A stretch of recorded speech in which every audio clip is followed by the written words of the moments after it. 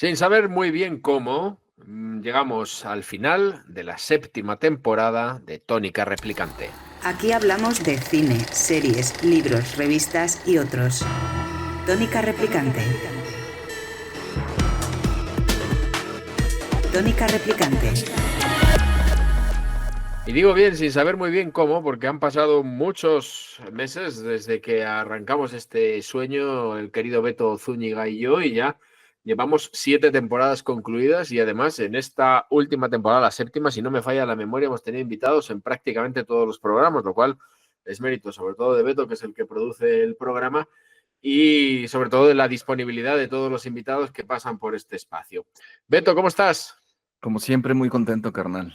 Y decía yo que no sé si me falla la memoria, pero en esta séptima temporada hemos tenido invitados todos los días, o nos ha faltado tan solo uno, creo. Creo que solamente tuvimos un episodio donde estuvimos echando el coto tú y yo. Bueno, pues resulta que para los oyentes de España y de Europa, que no lo sabrán, los de Latinoamérica seguro que sí, los que les guste el séptimo arte, está a punto de comenzar cuando vamos a grabar este espacio, el Festival de Guadalajara, uno de los más importantes de México, me atrevo a decir. Y bueno, Beto, preséntanos al invitado porque está con nosotros ni más ni menos que su director. Pues está el director de programación de la sección de documental, el encargado, el responsable de trazar toda esta cartografía de una de las secciones tan vitales de este festival. Ya nos hablará de él. Y estamos hablando de otro invitado de lujo, como siempre, mi querido Rodolfo Castillo Morales, a quien le damos la más cordial bienvenida. Pero antes de que le digan cualquier otra cosa, quiero presentarlo como a todos nuestros invitados. Él es un cineasta y programador con una amplia trayectoria ya. Ha cruzado la ficción, el videoarte, el documental. Ha viajado por un montón de lugares. Ya nos contará también, porque el cine se lo ha llevado por ahí andar rolando por diferentes lugares. Ha trabajado precisamente en ese mismo tenor, pues en proyectos artísticos de acá, de España, de México, de El Salvador, de Serbia. Ha sido programador también de otro de los festivales más importantes de cine documental, que es el Docs MX, ¿sí? Y co-creador de la plataforma MX. Actualmente, pues como ya lo decíamos, dirige la programación de el cine documental del Festival Internacional de Cine en Guadalajara, también la programación de la Cineteca FIC, o sea, de la Cineteca del propio festival, y coordina el DocuLab, que ya nos contará porque es un espacio de formación para las nuevas miradas documentales. Entonces, pues, Rodolfo, la más cordial de las bienvenidas, gracias por estar acá. Muchas gracias a ustedes, qué lindo escucharlos y charlar con ustedes, muchas gracias. Veo que vienes invitado, no te ha advertido Beto de que puede pasar cualquier cosa en este tiempo que vamos a charlar contigo. No, estamos muy tranquilos últimamente, hemos perdido un poco el salvajismo ese que teníamos antes de que podría suceder cualquier cosa, y es que los invitados nos van metiendo tanto en su mundo que al final terminamos convirtiendo estas charlas en algo verdaderamente interesante, que tampoco era nuestro interés. Oye, Fito, tienes que contarnos qué tal a nada, minutos de arrancar un festival tan importante como el de Guadalajara, Jalisco, México, que sitio más bonito. Cuéntanos qué sensaciones tienes así antes de empezar. No, estamos muy contentos porque además esta es una edición sumamente especial, los 40 años, el festival más longevo de México que se ha mantenido y ha crecido, y de alguna manera, pues para nosotros es un placer tomar las estafetas de aquellos que llegaron, que estuvieron antes de nosotros, que de alguna manera sin este festival no se entendería muy bien el cine en México, porque se creó en un momento complicadísimo de peleas de sindicatos, de problemas de financiaciones, de la privatización de los cines, en fin, o sea, los 80 y los 90 fueron años muy complejos para el cine mexicano, y el festival llegó en ese momento, y entonces ahora nosotros que tenemos una gran responsabilidad porque mantener y tratar de hacer que avance, pues siempre es complejo, también los tiempos son convulsos, un festival de este tamaño también es complejo de financiar, entonces simplemente estamos muy contentos y muy agradecidos de que podemos seguir haciéndolo. Tenemos un equipo de trabajo extraordinario que todos los días está ahí. Ahorita llevamos como 4 días sin dormir, pero estamos muy contentos porque ya por fin va a empezar esto que llevamos, pues básicamente 363 días preparando, porque acabó el año pasado el 15 de junio y el 16 ya estábamos planeando. Entonces, no, muy contento y pues muy privilegiados de poder trabajar en un espacio tan increíble y poder seguir pues poniendo un granito de arena para que el cine iberoamericano, latinoamericano y mexicano pues siga desarrollándose, que eso es lo más importante al final. En la parte que a ti te toca programar, Fito, que es justamente el cine documental, ¿no? El cine de la realidad. ¿Cómo ves tú estas tendencias actuales? ¿Qué están programando ustedes en la parte de cine documental? Mira, hay como varias vertientes, porque tenemos bastantes secciones documentales. O sea, tenemos el premio Mezcal, que conviven las ficciones y los documentales. Son 5 largos de ficción, 5 largos documentales. Luego tenemos la sección de largo ibero documental, que es, digamos, la principal. Este año tiene 12 películas. Luego tenemos el premio Cine Socioambiental, que o sea, el nombre de repente es como medio engañoso, pero este año quedó increíble esa sección. Tuvimos la suerte de tener 5 películas muy, muy fuertes. Son de cine inédit, tenemos cortos documentales también en la sección de corto iberoamericano, que conviven igual que en Mezcal. Los cortos y los cortos de ficción y los cortos de no ficción conviven en una misma selección. Tenemos Panorama, que este año tiene 3 propuestas muy interesantes de todo el mundo. Entonces, la realidad es que nos enfrentamos como diferentes formas. Sí hay una tendencia muy grande del cine actualmente, del cine autorreferencial, aunque nosotros no estamos metiéndonos tanto por ese lado, pero sí hay una gran cantidad. Yo me atrevo a decir que el 40% del cine documental que se está haciendo tiene autorreferencia. Pero lo que es una realidad, y que eso cada vez nos da como más felicidad, es que también gracias a la tecnología y gracias a los avances, las películas tienen mayor calidad técnica. También la cuestión de la apertura para ver más cosas ayuda, porque uno no puede ser buen cineasta si no es buen cinéfilo primero. Entonces, pues cada vez tenemos gente que está cruzando también estas barreras entre ser, por ejemplo, realizadores. Tenemos casos de cineastas de mucha trayectoria que están empezando a programar también, entonces se están empapando de lo que está sucediendo en el mundo. Entonces las narrativas están cambiando, estamos teniendo también muchas líneas borradas entre la ficción y el documental, que eso también es sumamente interesante, porque al final del día nada es objetivo. O sea, el cine es, no, yo sigo muy puesto en mi lugar de que quien diga que el cine es objetivo está mintiendo, porque en el momento en el que decides hacer un plano, por más que estés filmando la realidad, ya hay una subjetividad, y después más bien depende de cómo se utiliza y cómo la ética te lleva a que esa subjetividad sea más valiosa, menos valiosa, mejor comprendida, menos comprendida, pero al final del día se trata de que el lenguaje cinematográfico esté en movimiento, y eso es lo que nos está pasando. O sea, tenemos, por ejemplo, este año tenemos, por poner un ejemplo, una película muy, muy convencional, Llamarse Olimpia, de Indira Kato, que es la historia de Olimpia, una chica que luchó para crear una ley en contra de la violencia digital en México. Y es una película muy documental, muy convencional, del desarrollo del personaje, entrevistas, tal. Y después en la misma sección tenemos una película que se llama Miraba caer las gotas iluminadas por los rayos, y es un nombre muy largo, de Pepe Gutiérrez, que es una película absolutamente experimental, de 3 actos, pero 3 actos totalmente, que parece que están dislocados entre ellos narrativamente, hecho en Super 8, que cuenta básicamente la historia de un filipino que llegó a México durante el virreinato, o un poquito después del virreinato, ya en la colonia, y cuenta la idea de la colonización y cómo la colonización sigue viviendo entre nosotros, y lo cuenta a través de esta historia, pero a través también de una historia de amor. O sea, tenemos como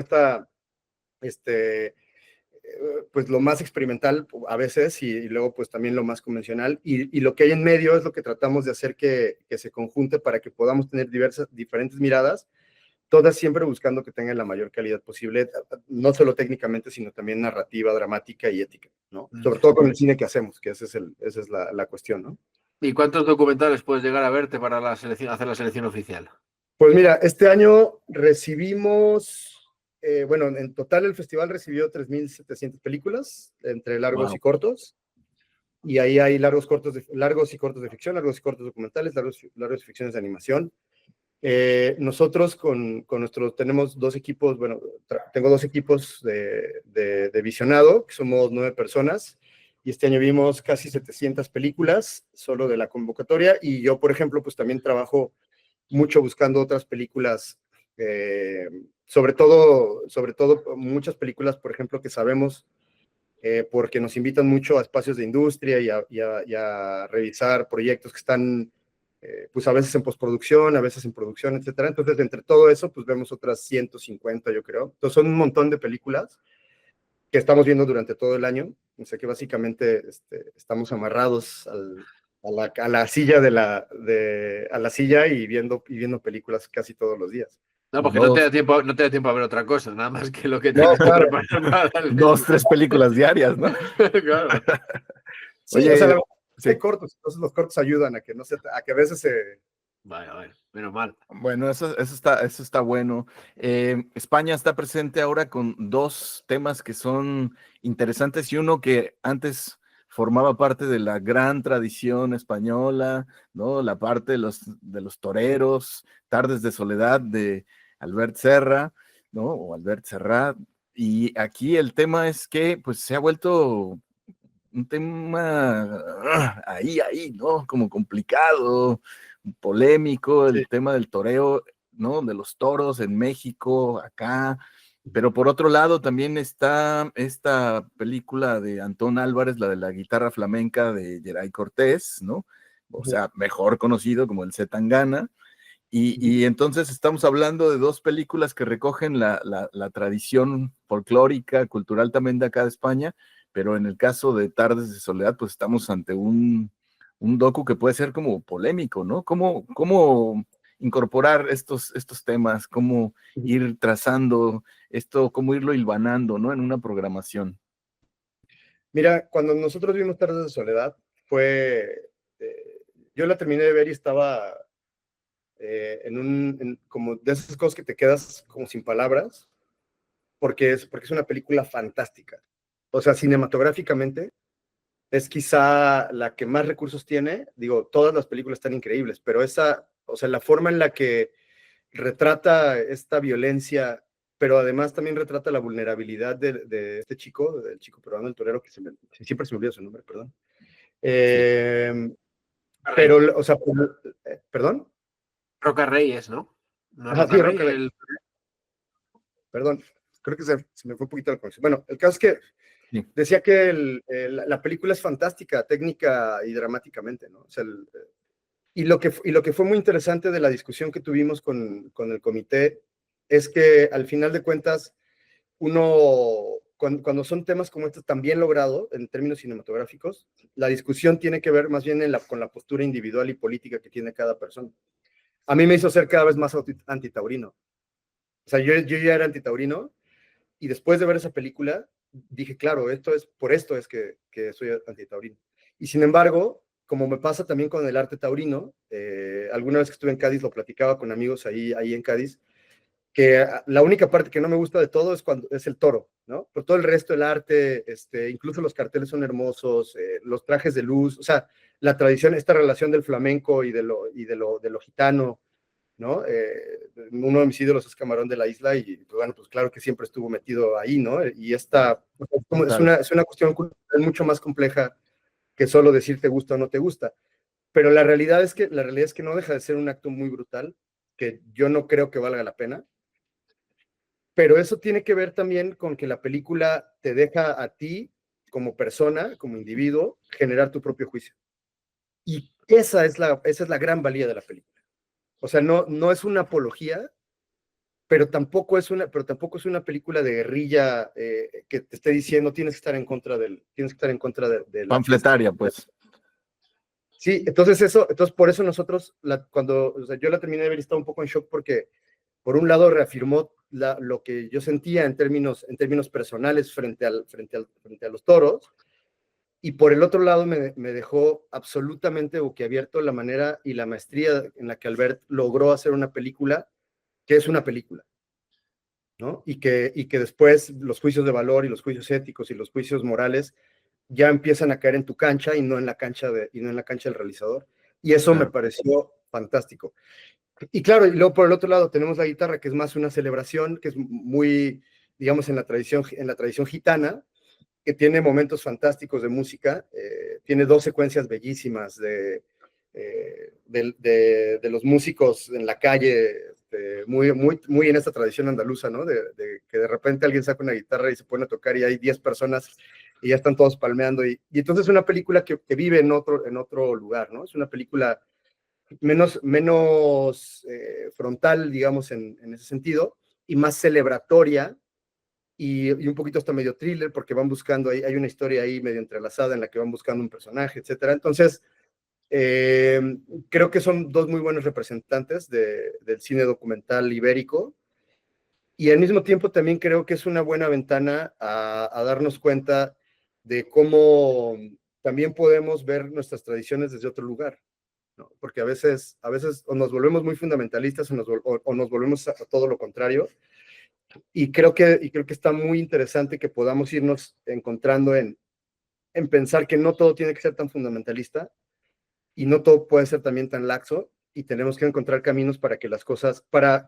replantearnos la manera en la que vemos las cosas y generar nuestro propio juicio. Y una de las grandes ventajas del cine documental es que nos ayuda a eso, ¿no? O sea, probablemente no va a cambiar la idea de mucha gente, Tardes de Soledad. Va a ayudar a reflexionar y sí va a generar, si es una de esas películas que cuando acaba sales del cine y la quieres comentar con tus amigos porque te deja, o sea, no te deja indiferente, y eso es de lo que se trata el cine documental. El cine en general, pero sobre todo el cine que hacemos nosotros de la no ficción, tiene que ver con eso, ¿no? Con que no te quedes indiferente cuando sales de la sala. Estáis en un punto de máxima consolidación, un festival muy reconocido incluso internacionalmente. Las películas que presentáis a concurso, ¿le dan prestigio al festival o es el festival que da prestigio a las películas que están a concurso? ¿O un término medio? ¿Se busca eso o no se busca? ¿Se siguen criterios estéticos y punto? Mira, nosotros lo que pensamos es que tenemos que aprovecharlo en ambos sentidos, ¿no? O sea, el festival sí se ha consolidado de una manera en la que las películas estrenar aquí sí es una ventaja, pero nosotros también estamos buscando siempre que haya buenas películas. Y un poco también porque de alguna manera seguimos formando públicos. Y eso es una cosa que siempre, desde que empecé a programar con Inti y con Pau en Docs, y con Alejandro Morales, Fellito, una de las cosas era que nosotros siempre pensamos que la mejor forma de que la gente siga yendo o que la gente se acerque es teniendo buenas películas. Y eso es algo súper amplio. Es muy difícil decir que es una buena película porque los criterios, Claro. estamos aquí 3 personas y ustedes pueden tener son dos Claro. criterios distintos al mío, ¿no? Totalmente. Y sin embargo, sí que por eso tratamos de generar un poco de pluralidad, pero también de llevarlo un poquito más al extremo para que la gente también se acerque, y eso, que cuando salgan de las películas no salgan indiferentes, que eso es lo que genera a los públicos. Entonces, en ese sentido, creo que el festival, lo que hemos tratado de hacer es buscar la manera de tener las mejores películas que a nuestro criterio van a generar una programación sólida, una programación en la que dentro del circuito y dentro de la crítica y dentro de la parte industrial va a hacer que el festival se fortalezca, pero por el otro lado también que generemos públicos que sean más críticos, públicos que se enfrenten a otro tipo de películas, a otro tipo de discursos, a otro tipo de miradas, porque finalmente no dejamos de tener las plataformas que siguen imponiendo lo que quieren que veamos. Los cines comerciales difícilmente abren espacios para nuestras películas. Entonces los festivales en ese sentido se vuelven un cónclave importante para que podamos ver otras cosas que difícilmente se van a ver, pero al mismo tiempo también es generar que sea de 2 vías y que el festival se ayude y que el festival ayude. Y eso siempre lo tenemos en la mente. O sea, no lo dejamos nunca de lado porque al final del día se trata o sea, es un gremio que parece grande, pero no es tan grande en realidad. Y parece que hay muchos recursos, porque las películas, al final, hacer una película es caro, o sea, no deja de ser un arte caro, Claro. pero tampoco es que haya tanto dinero, o sea, cuando lo vemos cuando lo vemos en la realidad tampoco es que haya tanto dinero. Entonces, creo que tenemos que generar que tanto los festivales como las películas se vuelvan como muy sinérgicos, ¿no? Que seamos que estemos en movimiento, pero que estemos colaborando y que nos aprovechemos en el mejor de los sentidos, tanto de las grandes películas como de los buenos festivales, para que entonces haya más público, haya más acceso a películas, etcétera. Entonces sí es de dos vías, o sea, o sea, es recíproco, quiero decir, ¿no? O sea, nosotros no podríamos ser un buen festival si no tuviéramos buenas pelis, y estas pelis no podrían aprovechar, poder salir, poderse programar en otros lugares, hacer negocios, etcétera, si no hubiera un espacio como el festival en Guadalajara para que eso suceda. Oye, en esta sobreproducción de contenidos debe ser abrumador para toda la organización recibir pues, más de 3,500 títulos, ¿no? Debe ser un reto mayúsculo el de decir y decidir qué vamos a programar, ¿no? ¿Cuál es el reto para ustedes, ¿no? Para ti que conduces al equipo, que diriges al equipo de programación, ¿cuál es ese reto?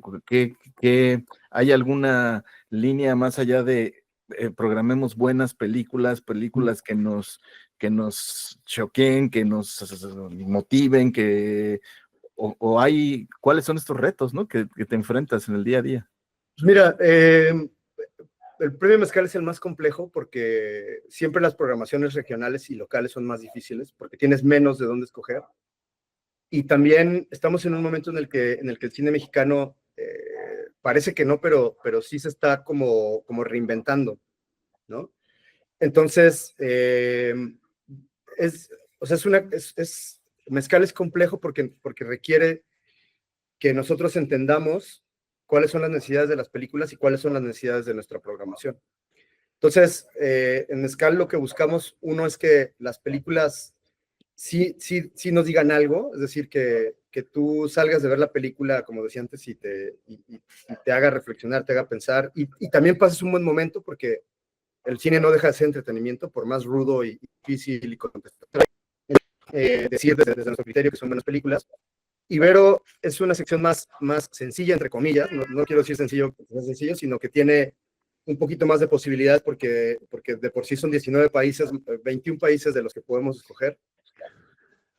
Y cuando nosotros llegamos, una de las cosas que nos dimos cuenta que había mucho y que no lo estábamos explotando era la idea de la identidad. Porque es verdad que nos parecemos mucho, ¿no? O sea, de Argentina a Tijuana hay muchas similitudes y al mismo tiempo hay muchas cosas que nos distinguen y nos hacen ser diferentes. Y nosotros nos dimos cuenta que si nosotros seguíamos esa línea, tanto narrativamente como temáticamente, íbamos a encontrar películas que nos hablaran de quiénes somos para entendernos mejor, pero también para saber por qué somos distintos, ¿no? Y esa es una de las cosas, una de las líneas narrativas que nosotros buscamos cuando hacemos esa curaduría de saber que tenemos la oportunidad de vernos y reconocernos en el otro, pero también entender que a pesar de que parecemos muy iguales, también somos muy distintos, ¿no? Y eso va no solo o sea, fuera de Brasil y Portugal, pues el resto de los países hablamos la misma lengua, pero no es la misma lengua, ¿no? Totalmente, sí. Y eso nos da identidad, pero también nos da una identidad común, pero al mismo tiempo nos da una identidad individual. Y es ahí donde estas películas, todas las que tenemos, hablan de alguna manera o tienen esa rúbrica, ¿no? De cómo te sientas. Si la gente puede sentarse a ver las 12 películas de Largo Ibero documental, se puede dar cuenta de que podemos reconocer Venezuela, podemos reconocer Cataluña, podemos reconocer Andalucía, pero también podemos reconocer Perú y los quechuas con Runasumi, o podemos reconocer la lucha por mantener la identidad en la sabana y las montañas, una película portuguesa. En fin, toda la selección tiene como esa línea, ¿no? En la que buscamos entendernos, reconocernos, para poder generar discusiones más sanas y también para ser más abiertos y también para ser más empáticos con el resto de la gente. Y pues eso es un poco, ¿no? Cómo lo planteamos y siento que nos ha ayuda mucho tener un norte, ¿sabes? O sea, tener como una brújula, porque de otra manera son demasiadas películas y no tener una idea programática te vuelve loco. Entonces, siempre buscamos que parta desde ese lugar, ¿no? No sé si es fácil de responder esto que te voy a preguntar, pero si hubiera un espectador tipo de esta sección en vuestro festival, ¿cómo sería? Me refiero, pues es una persona que se acaba de acercar al mundo del cine o que le gusta más el formato, o es un hombre o es una mujer de mediana edad. Si hubiera un espectador tipo, lo más cercano posible, ¿cuál sería? Mira, nosotros hacemos algunas encuestas y hacemos algunas estadísticas. Tenemos, por ejemplo, nos dimos cuenta que las mujeres que están como entre los 25 y los 35, son las que más cine documental ven. Y entonces, claro, eso responde mucho también a que la universidad está detrás del festival, a que el festival también tiene una vocación muy universitaria, y también a que esas son las edades en las que uno ya está empezando a generar criterios, y ya pues más o menos decir, bueno, me gusta más el cine documental que el cine de ficción, o me gusta más el cine de género ¿no? Y entonces, más o menos ese sería, o sea, estadísticamente ese es como lo que nos arrojan los datos, ¿no? Después hay una cosa que yo siempre les digo, o sea, que esta es una regla que yo tengo no escrita y que a mí me da mucha risa, pero me parece muy interesante, cuando menos a mí. Que digo, yo cuando me preguntan, ¿cómo para quién programo? Le digo, programo para mi mamá, que no sabe nada de cine, pero que junto a ella también esté el crítico más ácido de cine del mundo, y en el medio todo lo que pueda haber. Si nosotros logramos que esos dos mundos se junten, estamos haciendo algo bien. Porque al final de cuentas, lo que no nos damos cuenta a veces es que en este intento de darle fuerza, cuando generamos guetos, estamos cerrándonos en lugar de abrirnos, ¿no?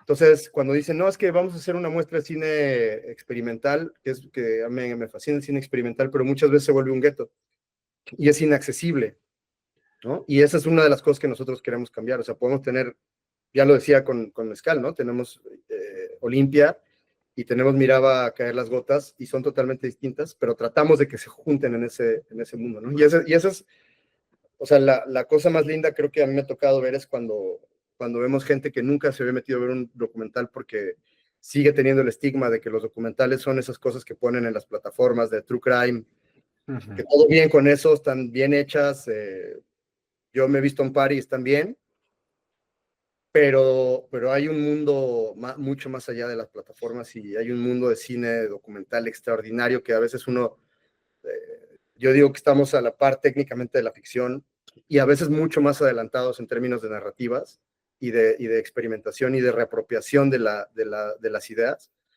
Así que pues es eso, o sea, no sé muy bien si, es muy difícil tu pregunta, efectivamente, pero sí creo que hay un grupo muy joven, que eso está como entre los 25 y los 35, que están no me gusta decirlo así, pero lo voy a decir, que están consumiendo cada vez más cine documental, pero que también se están volviendo más críticos, y eso es algo que a nosotros nos pone muy feliz desde este lugar, ¿no? en el que estamos. Porque están en edad de reivindicar, de ser más sensibles a las reivindicaciones, que al fin y al cabo es lo que históricamente ha promovido el cine documental, ¿no? Quizás sea por eso.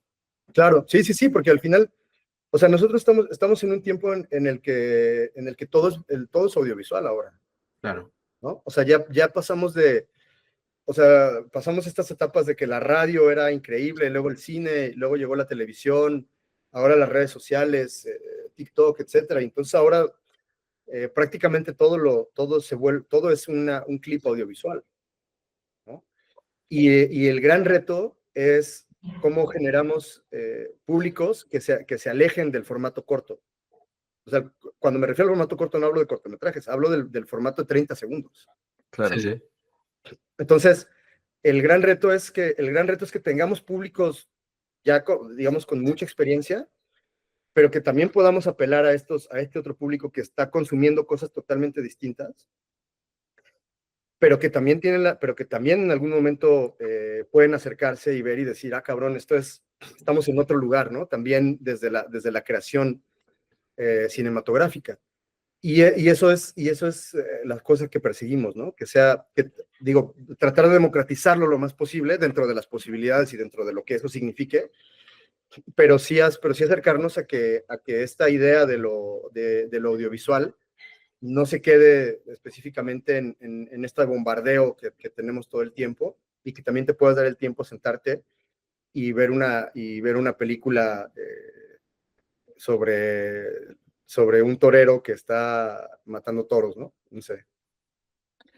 Oye, y justo de esta parte que tiene que ver con estos criterios de pues curatoriales, ¿no? ¿Cómo crees que tú, a título personal, cómo ha evolucionado tu mirada curatorial, ¿no? Por si pudiéramos denominarle Sí, así, desde que sí, sí. empezaste pues en DocsMX, ahora que estás en el FIC en Guadalajara, o programando para Cineteca FIC, ¿no? ¿Cómo crees que ha evolucionado? ¿O sientes que ha habido algún cambio? ¿Cómo es programar desde la Ciudad de México, ¿no? Desde el epicentro de un país como México, tan diverso, tan grande, demográficamente hablando, etcétera, a programar en una ciudad, pues también es una metrópoli, es una ciudad grande, pero no deja de ser provincia, ¿no? Entonces, son estas dos preguntas en una, ¿no? Tu mirada Mm, como curador, ¿no? Y la parte de hacerlo mm. desde provincia, hacerlo desde una ciudad como Ciudad de México. Mira, voy a empezar por la segunda, Sí, porque creo que es la más rápida de contestar. En ese sentido no cambió mucho. Más bien se volvió más complejo en Guadalajara, porque la naturaleza de programar este festival, que pues es el más grande de Latinoamérica y el segundo, tercero más grande de Iberoamérica, pues también conlleva otra responsabilidad, ¿no? Digo, no, o sea, en DocsMX teníamos una ventaja, y es que éramos tres locos viendo películas documentales, ¿no? claro, Ahí meses, cabrón. claro, Pero acá hay otra responsabilidad, porque no solo es, o sea, el festival tiene otras expectativas, y tiene otras responsabilidades. Entonces, más bien la cuestión ahí fue cómo adaptar, venir de un proyecto muy independiente, en el que había una forma muy particular de trabajar y de programar también, y llegar a Guadalajara y tratar de reordenarme desde lo que significa trabajar en una institución como esta, que tiene otras ventajas, otras bondades y otras complejidades también dentro de sí mismo, pero que también te provoca y te da oportunidad de tener otras oportunidades, ¿no? Que en Docs la libertad te daba. Acá seguimos teniendo mucha libertad, pero tenemos también otras cosas que tenemos que ponerle atención, que antes yo, por ejemplo, no sabía, ¿no? Que tenía que ponerle atención, porque pues éramos muy ferales en el mejor de los sentidos de la palabra, ¿no? claro, Éramos frontales y contestatarios y tal. Y acá hay otras cosas que seguimos siendo ferales y contestatarios, pero ya un poquito más refinados, quiero decir, ¿no? O sea, ya claro, bien aprendemos. Y eso tiene mucho que ver con tu primera pregunta, es decir, sí, sí he reaprendido muchas cosas, porque además el cine cambia, y en este año cumplo 15 años programando, y claro, yo entré a programar un poco desde la mirada del realizador. O sea, yo estaba haciendo mi primer película cuando me invitó Pau a programar Docs, y entonces yo lo veía como cineasta, ¿no? O sea, y digamos que me tuve que quitar esos lentes y ponerme los lentes del programador, que es un poquito más complejo, porque cuando tú ves las cosas como cineasta, estás viendo la parte técnica, la parte narrativa, la parte dramática, el desarrollo de los personajes, el ritmo de la película, que eso lo sigo haciendo. Pero después tienes que pensar cómo va a discutir una peli con la otra en esta sección, qué tipo de públicos la puede ver, dónde la vamos a programar de día, la vamos a programar de noche, la vamos a poner en competencia, no la vamos a poner en competencia. Es decir, cambia, ¿no? La forma en la que te acercas a una sola película. O sea, puede ser la misma película y yo la veo de dos formas distintas dependiendo de qué capa traigo, ¿no? Entonces, si estoy viendo o sea, a veces me toca ver películas porque tengo ganas de ver películas, o porque son películas de algún amigo que me la mandó, y la veo como fito persona, sin hacer un juicio de valor de la programación. Y te puedo asegurar que cuando la termino de ver, mi juicio de valor de la película es absolutamente distinto que si me la manda mi amigo para verla para la selección, en la que sí hay que ser muy, o sea, digo, siempre ser muy honesto, pero acá también hay que decir las cosas porque muchas veces como realizadores, pues son como, pues como las florecitas que le crecen a nuestras plantas, ¿no? Las estás Sí, cuidando, Claro, llevas años y a veces te cuesta un montón de trabajo levantar y tal, y a veces también como realizadores no nos damos cuenta, perdemos un poco la perspectiva, ¿no? Y a veces las películas, a mí me ha pasado que yo a veces digo, terminé una película y dije, está increíble, y luego resulta que era ininteligible para el resto del mundo, ¿no? Lo único que Entonces, claro, eso es muy duro de enfrentarte a eso, pero también es interesante, porque eso quiere decir que entonces necesitamos ampliar nuestra mirada. Y eso a mí me ha ayudado mucho. O sea, tengo este privilegio de poder jugar, digamos, en las dos canchas. Y claro que ver cómo ha evolucionado, la tecnología nos ha cambiado muchísimo. O sea, a mí todavía me tocó hacer las pruebas en la escuela de cine en 16 milímetros, ¿no? claro, Las claro. pruebas las de mi clase de cinefotografía eran en 16 milímetros. Y ahora acabo de terminar un corto con el que hice todo con el celular, güey. Claro, claro. Entonces, eso también narrativamente cambia la perspectiva y cambia la forma en la que te acercas. Y entonces, pues naturalmente también permea al trabajo programático, ¿no? Y también ver mucho, o sea, la realidad es que la única manera de poder generar una mirada crítica es viendo. O sea, eso, o sea, porque también se gana experiencia, ¿no? Y la experiencia es algo que no se puede comprar, o sea, necesitas darte tiempo para ello. Es la única cosa de todo este proceso que no se puede aprender si no es con el tiempo, ¿no? Necesitas vivirlo, claro, claro. Claro. Voy a hacer un break, si me permitís. Yo he tenido el privilegio de ir a Guadalajara, estuve con Beto, no estuvimos mucho tiempo, vamos, no estuve yo con él mucho tiempo allí, pero sí vivimos un par de experiencias mágicas muy diferentes en torno al fútbol y en torno a la gastronomía. Sí. Pero yo quería hablar, quería que nos intentaras transmitir en la medida de lo posible qué es lo que tiene Guadalajara para que tenga la feria literaria más importante de Latinoamérica, probablemente del mundo, y también un festival como este, tan importante. ¿De dónde saca Guadalajara o qué tiene Guadalajara para que tenga movimientos culturales tan relevantes en el ámbito transnacional como estos dos en concreto y seguro muchos más que yo puedo desconocer? Y las Chivas, dijo aquel. Y las Chivas, dijo aquel. Y los leones negros de la UDG. Los leones negros. El Atlas.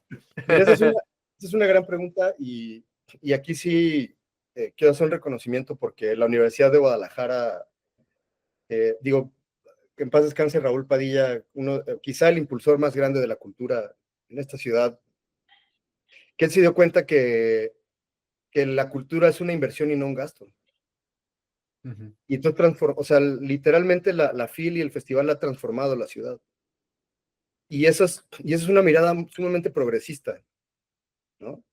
Y entonces cuando tú ves que hay líderes, y sobre todo o sea, la universidad, que es prácticamente la institución más importante del Estado, y cuando te das cuenta que tus líderes le apuestan a este tipo de eventos y a este tipo de expresiones, naturalmente se permea, ¿no?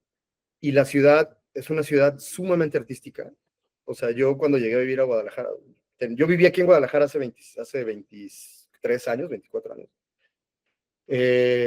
Y verla ahora, los movimientos musicales, o sea, de aquí salen los mejores músicos de México, han salido de aquí. Tenemos grandes cineastas, tengo también la fortuna de tener muchos amigos artistas plásticos con los que comparto.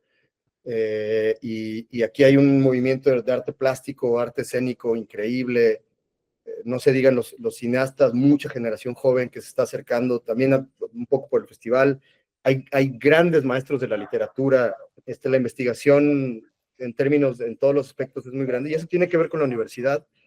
Y tiene que ver mucho con lo que Raúl Padilla dejó, digamos, ¿no? O sea, Raúl sí fue un impulsor de las artes y de la cultura, que probablemente sin él y sin la visión de la universidad, ni la FIL ni el festival pudieran estar donde están, porque es una pelea, o sea, presupuestalmente es una pelea, los espacios son una pelea, y nosotros trabajamos cómodamente, pero siempre a contracorriente. O sea, la cultura siempre está trabajando a contracorriente porque es un arma muy poderosa, ¿no? Y entonces lo que nosotros intentamos es, pues es honrar esa memoria de la gente que llegó antes. Como les decía al principio, o sea, este festival no se puede pensar sin Anne-Marie Meyer, sin Jaime Humberto Hermosillo, sin Guillermo del Toro, sin Raúl Padilla, y probablemente voy a ser injusto y voy a dejar 3, 4 nombres afuera, pero después todo el trabajo que han hecho Kenia Márquez, Jorge Sánchez, Iván Trujillo, ahora Estrella en el timón del barco, es un esfuerzo muy grande y la ciudad lo agradece y la ciudad lo abraza.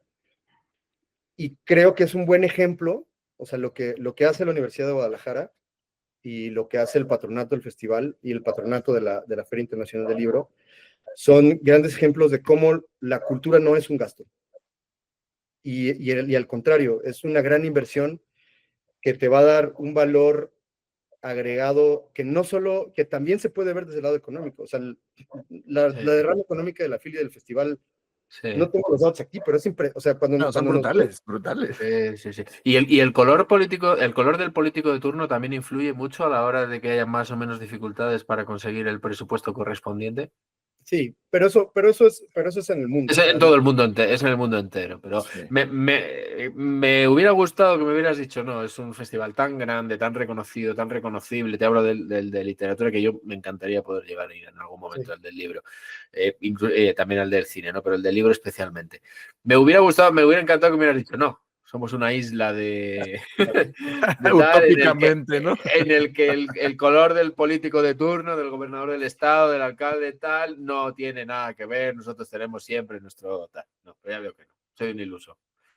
No, o sea, sí es verdad que, o sea, el apoyo de la universidad, ese siempre está ahí, siempre va a estar, y por eso sobrevivimos, ¿no? O sea, la universidad sí es digamos, detrás de los eventos es el motor.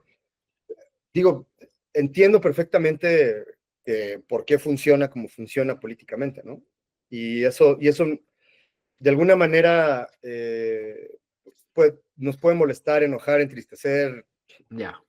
Pero el cambio lo tenemos que hacer nosotros desde adentro, desde decir, no hay forma, o sea, nosotros tenemos que hacer un trabajo de una manera en la que el trabajo que hacemos y que se vea y el impacto que tiene social, cultural, económico, no solo en la ciudad, en el estado y en el país, sea casi infalible, decir, güey, pues ahí está lo que genera el festival, o sea, no solo económicamente, lo que genera como un bien social, ¿sabes? Y eso es la parte que de repente, o sea, se vuelve complicado porque es natural y los políticos tienen cada uno sus perspectivas y eso yo ahí no me voy a meter, no es mi cancha, pero lo que sí es nuestra cancha es hacer el mejor festival posible para las personas que vienen, para nuestros invitados de industria, el mercado, y que siga habiendo resultados que nos permitan igual seguir peleando todos los años para poder tener presupuestos dignos, pero que no quede en nuestra cancha de que digan, mira, estos güeyes no lo están haciendo bien, ¿no? ¿Para qué financias algo que no está bien hecho? Pues eso es justo nuestro trabajo, que no haya ninguna duda de que el festival vale 100% la pena seguirlo financiando y seguirlo apoyando. Claro, aquí en esta parte que tú dices, a ver, hemos hablado, nos has ido compartiendo cómo el festival ha propulsado, ¿no? Carreras, ¿no? De gente como el mismísimo Guillermo del Toro que pasó por ahí, Jaime Humberto Hermosillo, en fin, todas estas personas que han pasado por ahí, pero algo que me llama especialmente la atención es que también ahora los festivales, además de formar públicos, además de exhibir, además de todo esto, hay una estafeta que me parece fabulosa, que es también la de propiciar la producción o la continuidad. Entonces me gustaría que nos platicaras un poco de lo que haces con Doculab, ¿no? ¿Qué hacen ustedes con Doculab? ¿Qué es el Doculab? Doculab es un laboratorio, tiene 17 años. Bueno, este año cumple 17 años, ya casi es mayor de edad. Ya casi la mayoría de edad. Ya le vamos a dar su INE. Sí, ¿no? sí. Credencial para votar. Doculab nació de una idea de Ana Zamboni, Lorena Rosete y Nicolás Echevarría, porque había un hueco en la formación de cineastas documentales, sobre todo porque había muchos espacios de desarrollo y de escritura, pero no había espacios para películas que estuvieran en el proceso intermedio del montaje. Y entonces se dieron cuenta que ahí había un hueco y que podía ser interesante navegar cómo hablar de cine a partir de películas que ya estaban hechas, o sea, que ya estaban filmadas, que habían avanzado en su montaje y discutirlas en ese momento para poder retroalimentarlas y darles pues un análisis que ayudara a los cineastas a enfrentarse a su propia película y a avanzar hacia la parte final del proceso. Entonces, Doculab es un laboratorio de análisis, sobre todo. Está dentro de la parte de industria, porque tenemos algunos apoyos de industria, pero es más un espacio formativo. Entonces, la dinámica es que nosotros seleccionamos 6 películas, que eso están entre segundo, tercero, cuarto corte de edición, un paso más cerquita de terminarse que del inicio del proceso. Ujú. Y las proyectamos toda la película, o sea, la película en su totalidad, y al final de la proyección hacemos paneles en los que también hacemos una curaduría de invitados para discutir la película con los realizadores. Y entonces tratamos de hacerlo desde un lugar en el que nuestros invitados sean gente con mucha experiencia, profesionales de renombre en el mundo del cine documental, pero que también nosotros podamos saber que van a tratar con cariño a los cineastas, porque es un proceso muy violento. Sí, sí, Por sí. naturaleza. O sea, no lo digo en el mal sentido, solo que todos los que hemos tenido que hacer un screening por primera vez de tu película con gente que te va a criticar, pues sabemos que uno no está preparado para la crítica, ¿verdad? Nos Claro. preparan desde niños para recibir las alabanzas, pero nunca nos preparan para la crítica. Entonces es complicado. Y uno ver su película, la primera vez que ves tu película en una sala sin corrección de color, sin el diseño sonoro, es muy violento, ¿no? Y es muy violento la retroalimentación. Entonces tratamos de tener gente que va a ser muy cariñosa, pero que va a ser muy honesta, y que al final va a hablar sobre la película, o sea, va a hablar a partir de su experiencia sobre la película, y no va a crear su propia película, porque eso nos pasa mucho. A mí me ha tocado estar en espacios en los que hay expertos, bueno, o sea, que quieren hacer sus películas, que quieren que los demás hagan sus películas y no ayudan a que las películas que estás asesorando caminen por sí solas, ¿no? Entonces te dicen, Claro. yo haría esta película, pues no se trata de eso.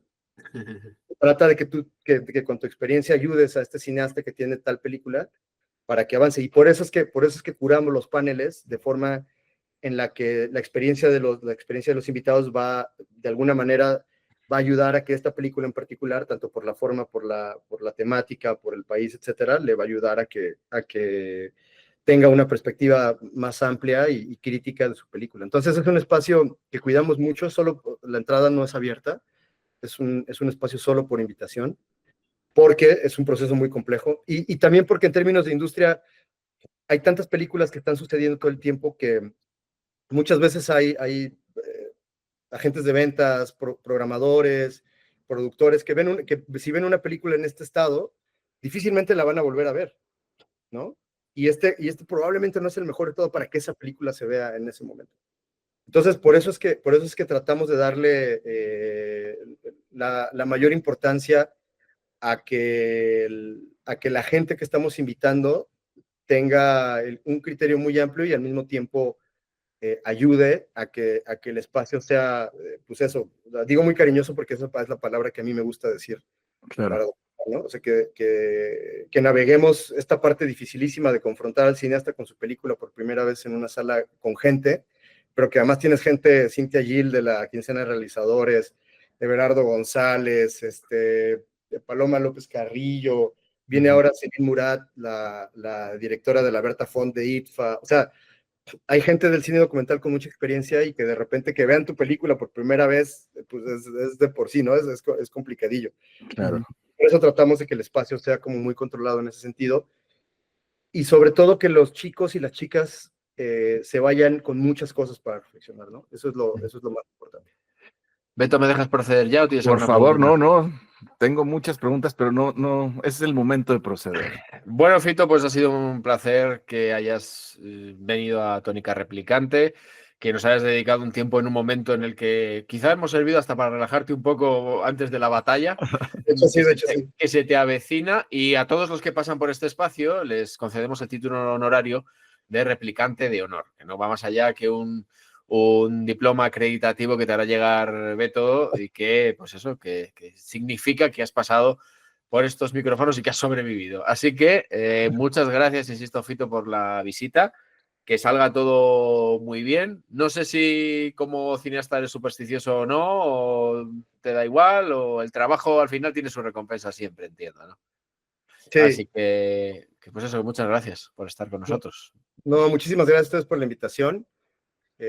La verdad es que ha sido un placer platicar con ustedes y sí me ayudaron. Ahorita ya estoy calmado. Estoy viendo el WhatsApp, que ya son como 150 mensajes, pero seguramente. Esta hora ha sido fantástica, entonces ya voy a responder con tranquilidad y con amor a todo el mundo. Más chill. Pues, Fito, de verdad agradecerte tu espacio. Sabemos que tienes esta agenda apretadísima en este día que se inaugura la muy simbólica edición número 40 del Festival Internacional de Cine en Guadalajara.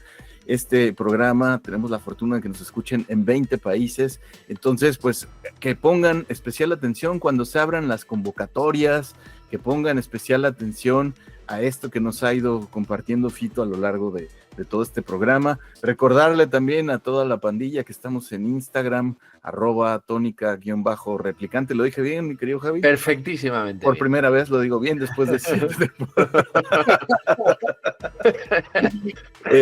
Nosotros, pues qué manera de cerrar con broche de oro esta 7ª temporada. Y bueno, pues agradecerles a todos los que nos van siguiendo. Ya se nos atraviesa el verano. Vamos a hacer una pausa biológica en Tónica Replicante. No se alarme nadie, regresaremos dando más guerra seguramente que nunca, pero vamos a tomarnos un tiempo para recomponer nuestras vidas laborales, que esto lleva muchísimo trabajo, sobre todo a Beto, que es el que se lo prepara, lo produce, lo maquea y todo para que quede estupendo. Así que nos vamos a tomar un tiempo de relax, pero volveremos con más Tónica Replicante. Así que hasta entonces pueden escuchar todos los programas que hemos perpetrado en este tiempo, como dice Beto, en todas las plataformas del universo conocido. Eso es, pues nos vamos. Gracias, Fito, querido Javi. Gracias. Hasta la próxima. Gracias, chicos. Un abrazo. Aquí hablamos de cine, series, libros, revistas y otros. Tónica Replicante. Tónica Replicante.